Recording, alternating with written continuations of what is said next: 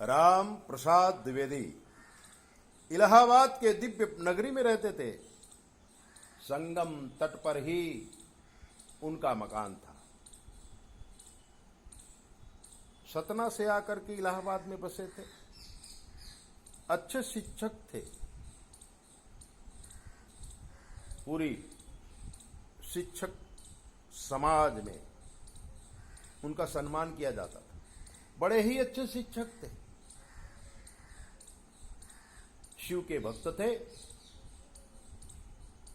संगम में स्नान करके नमस्ते रुद्रमन्यव उतोत इकवे नमः बाहुभ्याम मुतते नमः याते रुद्र शिवा तनु रघोरा पाप कासन। रुद्री के 5वें अध्याय से शंकर भगवान पर नित्य प्रत अभिषेक करते थे। एक संतान भी नहीं था, इसलिए किसी ने बताया था शंकर की उपासना करो, आपको संतान होगा। और शादी के 6वें साल में एक पुत्र रत्न की प्राप्ति हुई थी। द्विवेदी जी बहुत प्रसन्न हो गए थे। काफी आनंद प्रमोद किया था।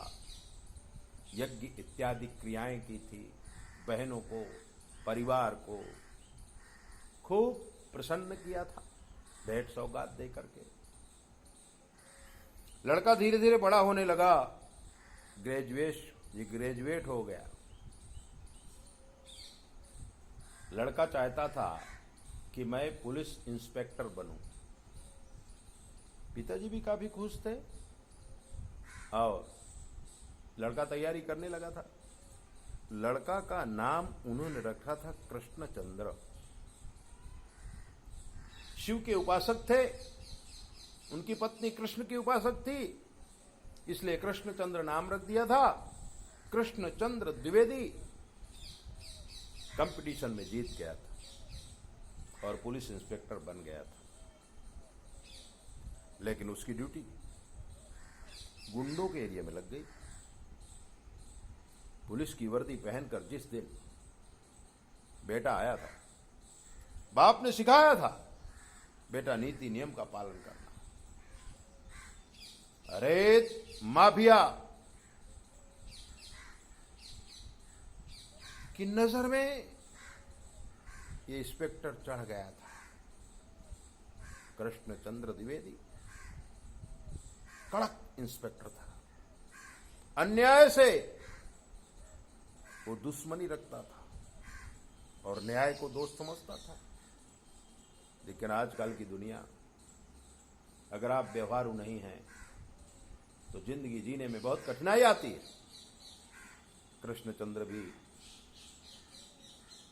लड़ना स्वीकार किया, झुकना स्वीकार नहीं किया।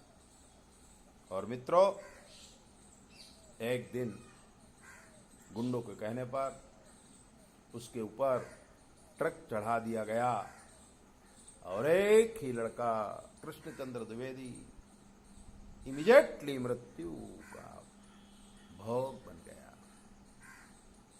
द्विवेदी जी शंकर भगवान के मंदिर में जाके रोने लगे, प्रार्थना करने लगे। और कर भी क्या हो सकते थे। जब हम प्रयागराज की यात्रा में थे तो हनुमान जी के मंदिर में हम सुंदर कांड गा रहे थे।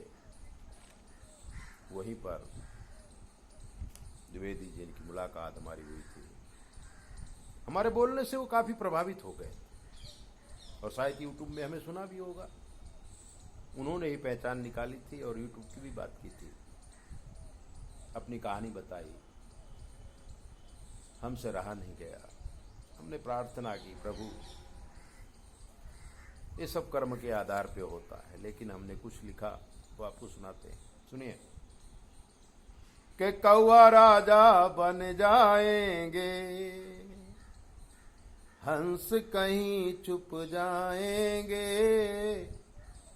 कौआ राजा बन जाएंगे, हंस कहीं छुप जाएंगे। झूठ मूठ की भाषा बोल के डाकू रंग जमाएंगे। कौआ राजा बन जाएंगे, हंस कहीं छुप जाएंगे, झूठ मूठ की भाषा बोल के डाकू रंग जमाएंगे, बक बक करके ऐसे जैसे सत्य यही समझाएंगे। हम देखते हैं ना टीवी में, जब लोग 4-5 लोग भी बैठ जाते हैं तो झूठ भी इस तरह से सत्य बोलते हैं बकबका के, कि हमको लगता है सत्य ही समझाएंगे क्या, यही सत्य हैं।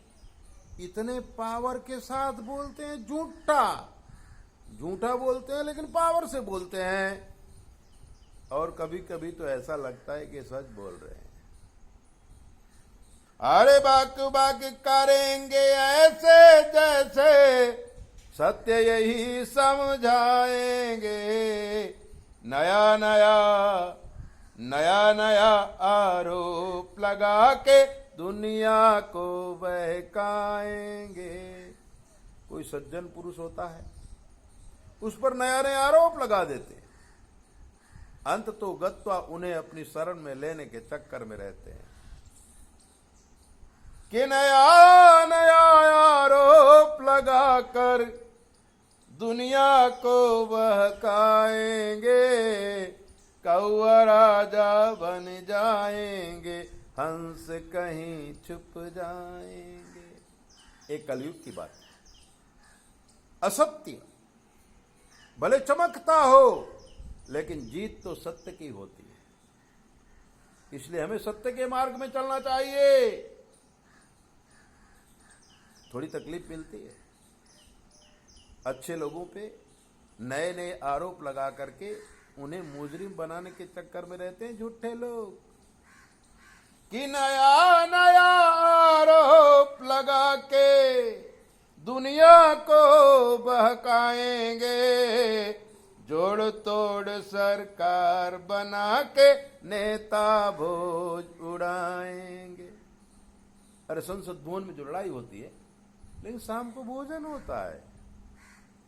अरे जोड़ तोड़ सरकार बना के नेता भोज उड़ाएंगे, कौआ राजा बन जाएंगे, हंस कहीं छुप जाएंगे। और ये सज्जन को ये किसी तरह से जेल भेज हंस पाएंगे, सज्जन को ये जेल भेज कर, अरे सज्जन को ये किसी तरह से जेल भेज हंस पाएंगे, और जेल में भेजेंगे ये टीचर, उसको नेता बनाएंगे। सज्जन आदमी को असज्जन बनाने के लिए अनेक प्रकार के प्रयास किए जाते हैं। अरे जे नेता उसे बनाएंगे, जेल में नेता बनने की पढ़ाई जाती है कि सुमन अगर ना बनेंगे नेता उसको ये पिटवाएंगे, सुमन अगर ना बनेंगे नेता उसको ये पिटवाएंगे, कौआ राजा बन जाएंगे, हंस कहीं छुप जाएंगे, कौआ राजा बन जाएंगे, हंस कहीं छुप जाएंगे, झूठ मूठ की भाषा बोल के डाकू रंग जमाएंगे। ऐसे ही दिव्य बातों को जानने के लिए, दिव्य गीतों को सुनने के लिए आप हमारे चैनल को सब्सक्राइब करो, लाइक करो, और अगर आपके जीवन कोई कष्ट है हमसे पूछ लीजिए, शास्त्र के मत के अनुसार हम आपको जवाब देंगे, वो भी बिल्कुल फ्री। 9825200108 पर संपर्क करके आप कुछ भी पूछिए। जय बोले, अपना ध्यान रखिए। ओम नमः शिवाय। ओम नमः शिवाय।